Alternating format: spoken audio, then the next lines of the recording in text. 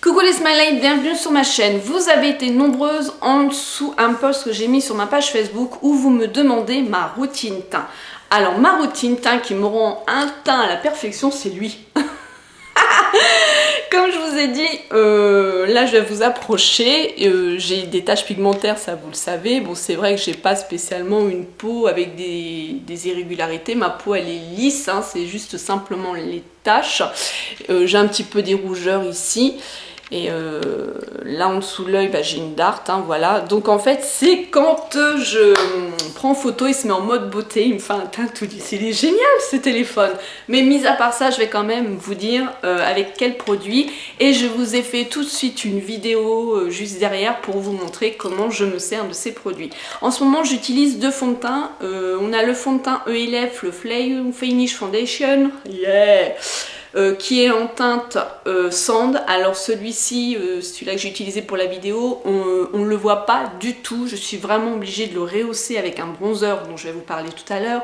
Et j'utilise le fond de teint LC Mix, c'est un parfait resplendissant. Voilà. Ces deux fonds de teint, pour ma part, qui n'ont pas du tout une couvrance. Celui-ci, par contre, couvre un peu plus que celui-là de chez ELF. Pourtant, celui-ci, il y a pourtant, il y a beaucoup de youtubeuses qui l'ont testé et qui en sont contentes par rapport à la couvrance. Ben, pas moi. Est-ce que c'est la teinte? Je pense pas. La teinte me convient quand même. Elle n'est pas du tout... Enfin, ça demande à être rehaussé, mais quand même. Je pense que si je prenais plus foncé, ça conviendrait pas du tout. Et je trouve que celui-ci, le Bourjois, couvre beaucoup plus. Voilà. Ensuite, en ce qui concerne l'anti-cerne, j'en ai deux. J'ai le LC Mix de chez Bourjois et en fait celui-ci c'est plutôt, ils disent un concealer, mais en même temps il a énormément, c'est un soin de chez Diadermine, mais bon je trouve... Si je mettais rien, c'était pareil en fait, voilà. Mais bon, je le finis. J'aime bien le packaging, j'aime bien le petit pinceau et tout pour appliquer. Je sais qu'il y a Yves Saint Laurent qui le fait. Je me demande s'il n'y a pas Sephora qui court, je me souviens plus. Peut-être qu'après, je me dirigerai vers ces marques-là, car j'aime bien quand même l'utiliser. Mais vous savez que mon anti-cerne préféré, c'est l'anti-âge. Alors là, je crois qu'on va plus le retrouver et c'est de chez... Je mets Maybelline. Vous savez, avec l'embout mousse, justement, où je vous disais que c'est pas très pratique, c'est un peu sale. Celui-ci, pas plus, pas moins. Voilà, c'est un peu comme l'autre. Hein. Moi, les anti-cernes, je suis vraiment très difficile à trouver un anti-cerne qui me convient. Après, au niveau de la poudre, j'ai réussi à dompter celle-ci où je trouvais au départ, j'avais vraiment du mal, mais c'est que j'en mettais une tonne de la poudre de chez Rimmel. Et vraiment, maintenant, je la mets sur la zone T. Et après, une fois que j'ai fait la zone T, vite fait, je passe un coup de pinceau pour unifier, mais elle est vraiment top, elle est en teinte transparente. Je ne prends plus de poudre colorée, je préfère rehausser mon teint avec la poudre terre caramel que j'ai oublié de prendre, mais vous allez la voir dans ma vidéo, que j'utilise avec un petit kabuki que j'avais eu avec c'est Christian Dior, avec le Nude Tan que j'aimais beaucoup. Voilà, et impeccable, je fais en 3 comme ça et ça rehausse le teint. Au niveau de mes sourcils, ça fait très longtemps que j'utilise, que j'ai souvent la même routine. C'est le crayon de chez Yves Rocher. Franchement, j'ai rien de négatif à dire sur ce crayon. Il coûte pas cher. Il y a toujours des promotions chez Yves Rocher. Il est vraiment top. Et là, en ce moment, je suis en train de tester parce que vous savez que j'ai le oh, je sais plus comment il s'appelle, mais vous l'avez vu dans mes vidéos de chez Je mets Maybelline aussi, Mega Brown. Et là, j'ai le Morbro. J'ai échangé avec une copinote, moi j'avais reçu une teinte foncée dans une glossy box et elle a pile poil la teinte qu'il me faut, light medium et impeccable. J'en suis vraiment très contente. J'ai oublié pour poudrer juste en dessous, je prends le High Definition ELF. Pour moi ça a été une découverte et c'est un gros coup de cœur, il n'y a pas besoin d'en mettre beaucoup. Je peux vous dire que ça vous lisse le dessus de l'œil, ça porte une petite touche de luminosité parce que dedans il y a des petites nacres et vraiment pas besoin... Et je répète 2 fois les mêmes choses ce matin. Pas vraiment besoin d'en mettre beaucoup. Voilà, je pense que je vous ai tout dit. Après, les blushs, je change très régulièrement. Je mets jamais le même blush, mais ma routine teint, maintenant, je vous laisse la découvrir. Smile and Zen.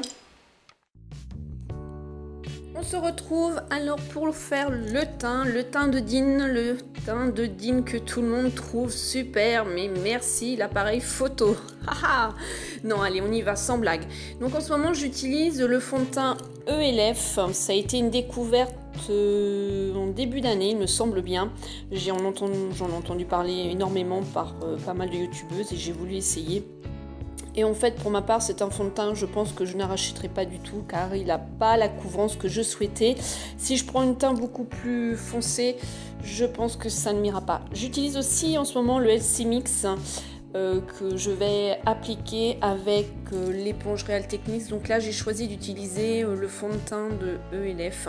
Ils ont quand même un peu la même couvrance, mais j'ai une préférence quand même pour le fond de teint de chez Bourjois. Vous pouvez arriver à le retrouver sur Amazon. Je vais essayer de vous retrouver le lien et de vous le mettre en barre d'infos. Celui-là de chez ELF, il est bien sûr sur le site de ELF. Je vous mettrai aussi le lien en barre d'infos. Pour les peaux qui sont sans problème, je pense que le fond de teint de chez ELF conviendrait quand même. Il a une couvrance quand même assez légère. Bon, par rapport aux autres teintes, je n'ai pas testé, mais la teinte que je peux avoir, la teinte Sand, je trouve qu'il est bien quand même. Donc il faut quand même apparemment l'appliquer généreusement, hein, donc c'est ce qu'ils mettent aussi. Et puis on peut aussi s'exposer au soleil, il a un SFP de 15. Bon, le soleil ça m'intéresse pas du tout. Au niveau anti-cerne, j'en utilise deux en ce moment. Un de LC Mix de chez Bourjois, qui est, voilà, pas plus que ça. Hein. Et l'autre, c'est le Leaf Retouche Jeunesse Concealer de chez Diadermine. Alors lui, excusez-moi, je vous en ai déjà parlé dans Lundi Viens boire un café, je ne le rachèterai pas. Par contre, la forme me plaît beaucoup, j'essaierai de le retrouver. Il me semble que c'est Kiko ou Sephora, je sais qu'il y a Yves Saint Laurent aussi qui le fait, mais si on peut trouver à petit prix, c'est aussi bien. Donc j'applique mon fond de teint et mon anti-cerne avec l'éponge chez Real Techniques, que vous pouvez retrouver le lien en barre d'infos avec un code promo. Ensuite, je vais venir prendre ma poudre et je prends une poudre transparente. Je n'utilise plus de poudre colorée. J'en ai utilisé pendant vraiment des années. Et là, je suis sur la Long Lasting Stegmite de chez Rimmel en teinte 01 que je vais appliquer avec mon gros pinceau. J'adore de chez Real Techniques, pareil, le Powder Brush. Je vais faire la zone T et ensuite je vais faire au niveau de mes cernes, je vais appliquer une petite poudre de chez ELF, la High Definition. Je l'aime beaucoup par contre, ça a été une belle découverte. Comme je vous ai dit en intro, il y a des micro-nacres, c'est la teinte Sheer. Pas besoin d'en mettre beaucoup, surtout pas. Ensuite, au niveau de mes sourcils, je vais venir appliquer un crayon de chez Yves Rocher. La teinte, je peux pas vous le dire parce que j'arrive vraiment à la fin, donc j'ai taillé au niveau du nom. Donc je vous laisse aller sur le site d'Yves Rocher. Pareil, je vous mettrai le lien en barre d'infos, mais c'est un crayon que je rachèterai. En ce moment, je teste le Morbro en teinte Lime Medium, un échange avec ma copine Cici Vivi. Franchement, je ne regrette pas du tout. Je l'aime beaucoup. La brosse, elle est toute petite, donc au début, ça m'a un petit peu surprise comparé à celui-là que j'utilise, où j'ai peiné vraiment à m'y faire. Celui-là de chez Je mets Maybelline, mais il est vraiment top. Je l'aime. Ensuite, pour rehausser mon teint, je vais prendre la terre caramel en teinte 203 et ça a été aussi une belle découverte. Quand je l'ai swatché au niveau du doigt, je me suis dit c'est un peu trop clair, ça va rien donner, et en fait c'est vraiment pile poil ce qu'il me faut pour rehausser mon teint clair. Donc j'ai un teint en fait qui est très particulier puisqu'en plus j'ai des taches pigmentaires, donc je vais être dans les médiums. Médium clair, voilà, pas médium, je vais être dans les médiums clairs. Ensuite, en ce moment, découverte grâce aussi à ma copine Cici Vivi dans son vide placard. Donc le Defining Blush en teinte 40, le Think Pink de chez Catrix. Et en tout cas, je suis très surprise de la pigmentation car il faut vraiment y aller très léger. Et c'est un blush qui tient quand même toute la journée. Je l'applique avec mon pinceau chouchou blush, le Chic Brush. J'aime vraiment beaucoup. Il faut vraiment y aller par parcimonie si vous utilisez en tout cas les blushs Catrice.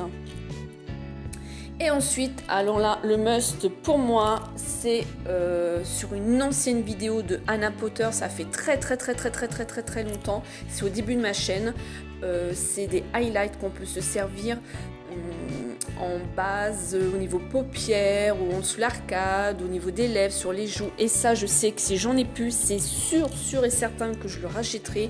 C'est de chez Front Cover, le Sunlight. Je vous dis à bientôt dans une autre vidéo.